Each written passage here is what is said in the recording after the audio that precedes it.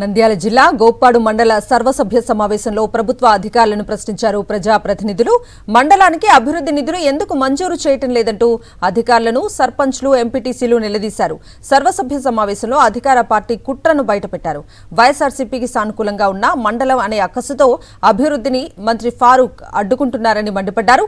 ప్రభుత్వం చొరవ చూపి గ్రామాల అభివృద్ధికి సహకరించాలని డిమాండ్ చేశారు. ఒక కార్యకర్త, తెలుగుదేశం కార్యకర్తకి ఇచ్చిన విలువ కూడా స్థానిక నాయకులకు కానీ, మండల నాయకులకు కానీ, ఎంపీపీలకు కానీ, ఎంపీటీసీలకు కానీ, సర్పంచ్లకు కానీ ఎక్కడే కూడా ఈ కుటుంబ ప్రభుత్వంలో విలువ లేకుండా పోయింది. అంతేకాకుండా ఈ డిపార్ట్మెంట్లకు సంబంధించి ఏ ఉన్నతాధికారి కూడా కనీస విలువలు కూడా స్థానిక ప్రజాప్రతినిధులకు కనీస విలువలు కూడా ఇవ్వకుండా ఉన్నారు.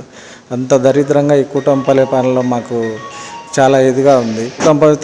ప్రభుత్వం ఎప్పటి నుంచి అయితే వచ్చిందో ఈ రోజు వరకు కూడా ఎంపీటీసీలు కానీ, జెడ్పీసీ గౌరవ వేతనాలు ఇంతవరకు కూడా రిలీజ్ చేయకుండా ఆపేసి పడేసినారు.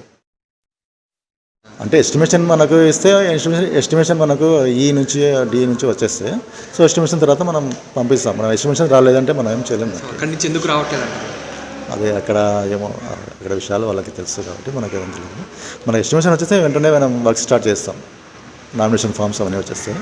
కానీ అక్కడి నుంచి మనకు రాలేదు కాబట్టి మనం ఏం చేయలేదు.